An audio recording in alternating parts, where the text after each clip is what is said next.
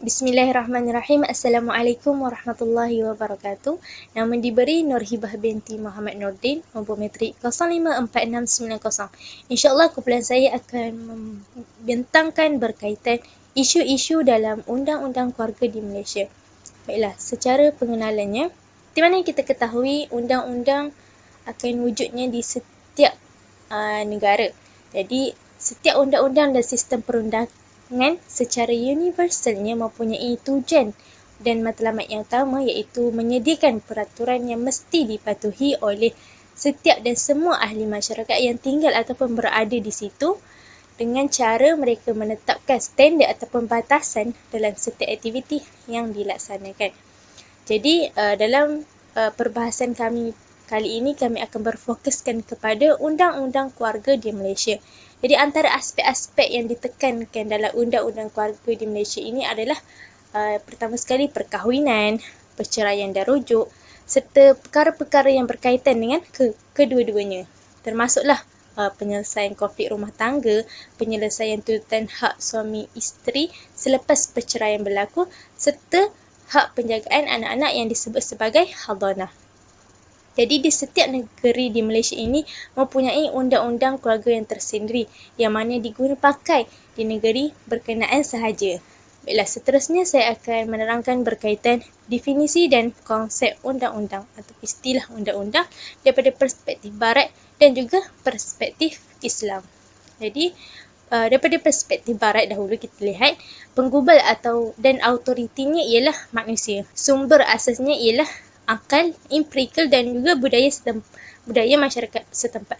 Seterusnya, skopnya adalah terbatas, yakni tidak menyentuh persoalan hubungan berkaitan dengan ketuhanan ataupun Allah Subhanahu Wa Taala, kerana mereka lebih menyentuh kepada hubungan manusia sesama manusia dan juga manusia sesama alam.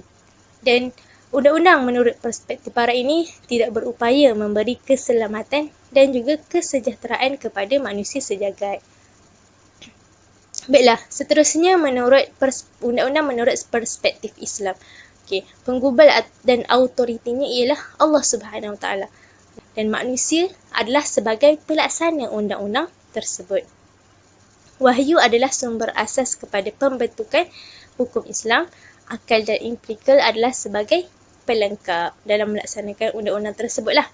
Dan skop undang-undang menurut perspektif Islam ni dia meluas kerana dia meliputi semua aspek kehidupan manusia.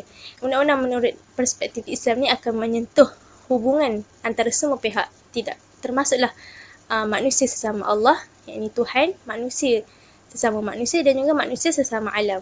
Dan undang-undang menurut perspektif Islam ni pelaksanaannya dapat menjamin kesejahteraan hidup manusia sejagat, insya-Allah. Okey, seterusnya kita akan melihat apakah definisi undang-undang keluarga. Jadi undang-undang keluarga ini adalah suatu akta ataupun enakmen. Kerana apa saya letakkan di sini akta ataupun enakmen? Kerana sebahagian negeri menggunakan istilah akta dan ada juga di sebahagian negeri menggunakan istilah enakmen. Jadi undang-undang keluarga ini ialah suatu akta ataupun enakmen yang mana memperuntukkan undang-undang keluarga Islam yang berkaitan dengan perkahwinan, perceraian dan rujuk, nafkah serta perkara-perkara yang berkaitan dengan kedua-duanya. Termasuklah penyelesaian konflik rumah tangga, penyelesaian tuntutan hak suami isteri selepas perceraian berlaku, hak penjagaan anak-anak yang disebut sebagai hadanah dan juga penalti bagi mereka iaitu pasangan suami dan isteri ini yang mana mereka melanggar peraturan di dalam undang-undang keluarga. Jadi dasar-dasar dan prinsip proses pekanunan undang-undang keluarga ini diambil daripada pandangan-pandangan mazhab. Dan undang-undang keluarga inilah yang menjadi rujukan dan panduan kepada masyarakat Islam di Malaysia. Seterusnya kita lihat kepada objektif undang-undang keluarga. Antaranya adalah yang pertama sekali menyampaikan kepada masyarakat Islam ini mengenai penghayatan Islam atau cara hidup adil di dalam kehidupan keluarga. Yang keduanya, mewujudkan perhubungan baik di kalangan Islam bagi memperolehi keredaan Allah Subhanahu Wa Taala. Yang seterusnya, mengimplementasikan kepada masyarakat umum mengenai enakmen undang-undang keluarga Islam dan peraturan-peraturan yang lain untuk keharmonian ummah. Kerana apa? Sekiranya adanya ataupun wujudnya undang-undang keluarga Islam ni, insya-Allah undang-undang inilah yang dapat mengikat masyarakat supaya dapat lebih menjadi seseorang yang lebih terurus dan tahu tentang kewajipan dalam kehidupan berumah tangga. Seterusnya kita masuk kepada unit-unit yang ada di bawah bahagian undang-undang keluarga. Terdapat 3 ataupun 4 unit yang ada di bawah bahagian undang-undang keluarga ni. Yang pertama sekali adalah unit pentadbiran am, yang keduanya unit khidmat nasihat, yang ketiganya unit pendaftaran nikah, cerai dan rujuk, dan yang keempatnya unit pembangunan keluarga. Terakhir sekali, refleksi dakwah daripada saya. Jadi pada pandangan saya, undang-undang keluarga di Malaysia ini merupakan undang-undang yang bersifat komprehensif, iaitu meliputi segala aspek. Undang-undang keluarga di Malaysia ini juga merupakan satu bidang kuasa yang mana dapat mengawal dan mentadbir urus hal-hal yang berkaitan kekeluargaan dengan baik menurut Islam. Dan seterusnya, dengan terbentuknya undang-undang keluarga ini, ia dapat menjamin perjalanan kehidupan sesebuah keluarga serta dapat memastikan hak-hak dan tanggungjawab serta setiap kewajipan dalam perkahwinan itu dapat dijalankan dengan baiklah sebaik yang mungkin mengikut undang-undang yang telah diperuntukkan dalam undang-undang keluarga. Selain itu juga, proses-proses yang disusun dalam undang-undang keluarga ini adalah untuk memudahkan masyarakat umat Islam khususnya serta dapat menjadi satu medan untuk mendedahkan ilmu-ilmu yang berkaitan tentang kehidupan berkeluarga dalam Islam. Oleh itu, bagi saya menerusi undang-undang keluarga di Malaysia ini, insya-Allah masyarakat akan lebih terurus dan mempunyai kesedaran mengenai tanggungjawab dalam sesebuah kehidupan berkeluarga. Jadi itu sahaja daripada saya. Saya serahkan kepada sahabat pembentang yang seterusnya. Bismillahirrahmanirrahim. Assalamualaikum warahmatullahi wabarakatuh. Nama diberi Nuri Najwa binti Ahmad Rizal. Nombor matriks 054536. Okey, seterusnya kita akan masuk kepada isu-isu dalam undang-undang keluarga di Malaysia. Okey, yang mana saya bawa satu isu utama, iaitu isu kewajaran dan keseragaman prosedur poligami di Malaysia. Jadi prosedur poligami di Malaysia ini masih tidak lagi seragam kerana setiap negara menggunakan prosedur yang tersendiri. Jadi pada bahagian ini kita akan melihat perbandingan antara prosedur poligami di wilayah Persekutuan dan negeri Terengganu, yang mana kedua negeri ini kita dapat lihat perbezaan yang ketara, yang mana satu negeri iaitu wilayah Persekutuan, prosedurnya dilihat amat ketat, manakala negeri Terengganu pula dilihat terlalu longgar. Okey, seterusnya kita akan lihat kepada prosedur poligami di wilayah Persekutuan. Okey, di dalam Seksyen 23/3 Akta Undang-Undang Keluarga Islam Wilayah-Wilayah Persekutuan 1984 mengatakan bahawa permohonan untuk kebenaran hendaklah dikemukakan kepada mahkamah mengikut cara yang ditetapkan dan hendaklah disertai dengan satu akuan menyatakan alasan mengapa perkahwinan yang disyadangkan itu patut dan perlu. Pendapatan pemohon pada waktu itu, butir-butir komitmennya dan kewajipan yang patut ditentukan, bilangan orang tanggungannya termasuk yang sedia ada dan yang bakal menjadi isteri. Manakala dalam enakmen Undang-Undang Pentadbiran Keluarga Islam Terengganu mengatakan bahawa tiada seorang lelaki boleh berkahwin dengan seorang perempuan lain di mana-mana tempat dalam satu masa dia masih beristerikan isterinya yang setia ada kecuali dengan terlebih dahulu mendapat kebenaran secara bertulis dari hakim syar'i. Jadi dalam dalam enakmen Undang-Undang Pentadbiran Keluarga Islam Terengganu tidak ditetapkan syarat-syarat sebagaimana yang terdapat di negeri-negeri lain. Sebagai contohlah, di wilayah Persekutuan, apabila permohonan yang dikemukakan itu sudah diluluskan, maka hakim akan mengeluarkan surat saman kepada isteri yang sedia ada, iaitu surat panggilan untuk dibicarakan adakah perkahwinan poligami yang dimohon oleh pihak suami itu patut atau tidak. Namun di Terengganu tidaklah permohonan poligami ini berada di bawah kuasa hakim secara sepenuhnya. Okey, kita akan lihat kepada isu-isu berbangkit daripada isu utama. Yang mana yang pertama adalah isu nikah sindiket. Okey, sebagaimana yang saya telah jelaskan sebentar tadi tentang prosedur wilayah persekutuan dan prosedur poligami di Terengganu, yang mana satunya adalah ketat, manakala satu lagi adalah dilihat terlalu longgar dan mudah. Jadi, apabila sesuatu prosedur poligami itu terlalu ketat dan sukar, maka akan ada sebahagian yang mengambil jalan mudah untuk berkahwin di selatan Thailand, yang mana ini tidak sah di sisi undang-undang kerana atas kesalahan berpoligami tanpa kebenaran mahkamah. Jadi apabila suatu perkahwinan itu tidak sah di sisi undang-undang, maka maka akan menimbulkan kesan apabila berlaku kematian maupun kelahiran, yang mana itu seperti masalah harta pusaka dan pensabitan nasab anak. Jadi dapat dilihat bahawa isu nikah sindiket ini timbul hasil daripada ada yang terjadi kesan daripada prosedur poligami yang terlalu sukar.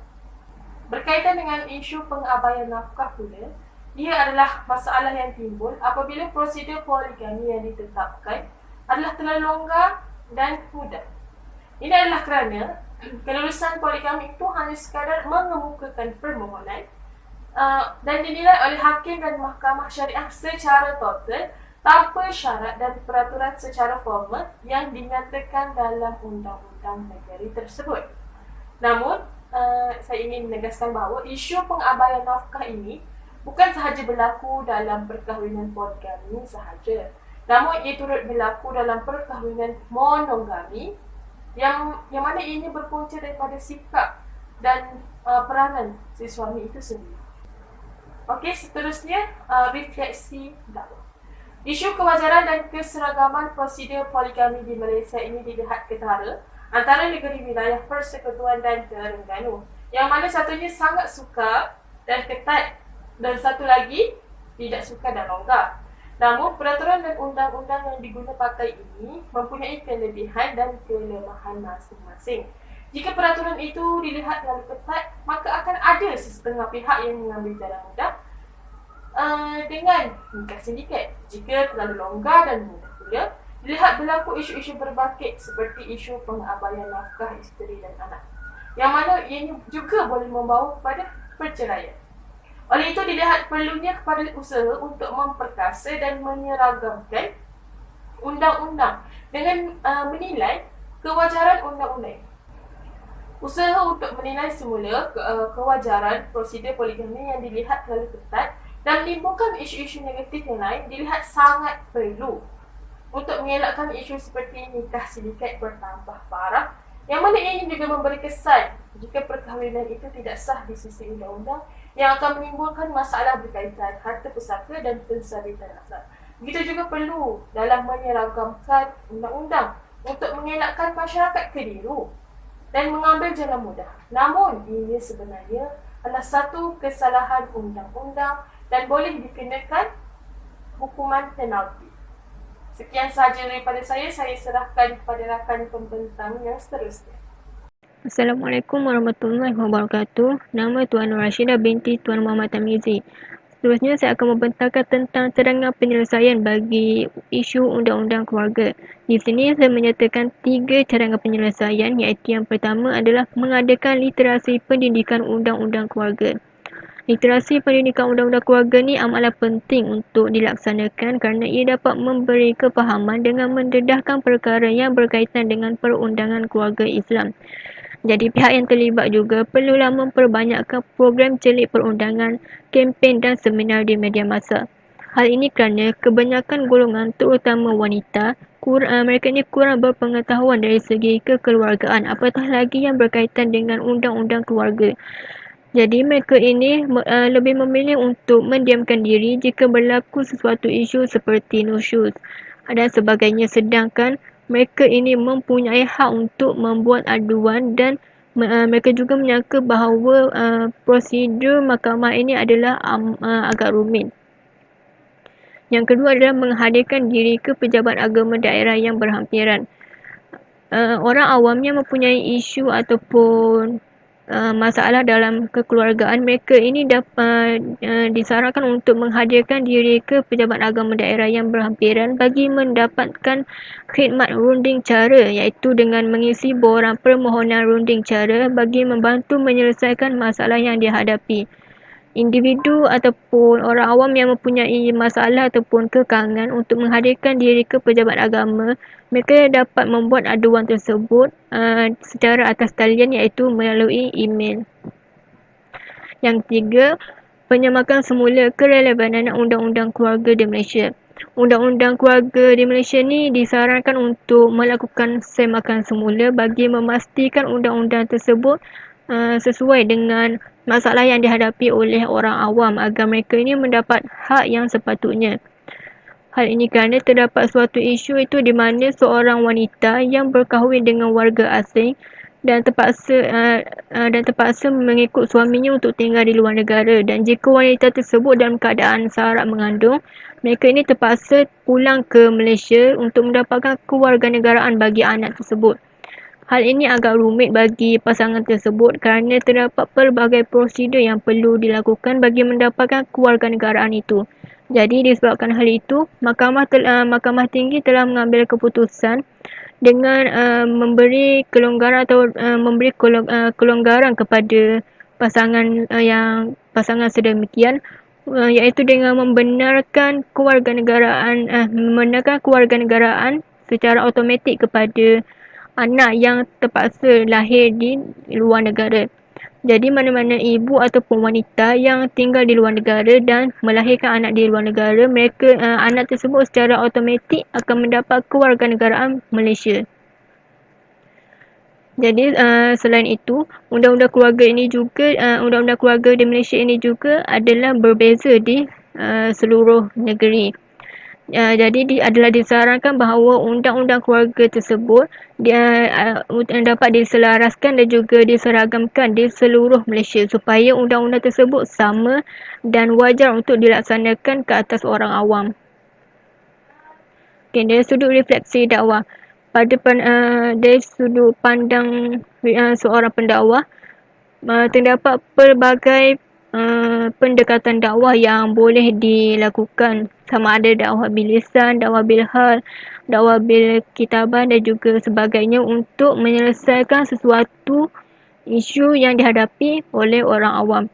Jadi seorang pendakwah ni juga mereka ni dapat membantu memberi kesedaran kepada orang awam, iaitu dengan melaksanakan sebuah program yang berkaitan dengan undang-undang keluarga. Tapi disebabkan pendakwah ni tidak mahir dalam bidang undang-undang keluarga, jadi mereka dapatlah menjemput orang yang mahir dalam bidang undang-undang keluarga ni untuk melakukan perbincangan berkaitan dengan undang-undang keluarga kepada orang awam. Jadi secara kesimpulannya, bahawa undang-undang keluarga di Malaysia ini adalah bersifat komprehensif dan ia merupakan sebagai satu bidang kuasa yang dapat mengawal serta mentadbir urus hal-hal kekeluargaan dengan baik menurut Islam. Undang-undang keluarga ini diwujudkan adalah untuk memenuhi objektif-objektif yang dinyatakan bagi memastikan segala hal yang berkaitan dengan keluarga itu dapat dilaksanakan. Pelbagai isu seperti penceraian, pernikahan, nafkah dan sebagainya adalah tertakluk kepada enakmen ataupun akta undang-undang keluarga di setiap kerajaan negeri masing-masing. Penyelesaian yang disarankan itu adalah untuk membantu dalam menyelesaikan masalah yang dihadapi oleh orang awam supaya agar mereka ni mendapat hak mereka yang sepatutnya. Sekian itu sahaja daripada saya dan juga kumpulan kami. Sekian, terima kasih.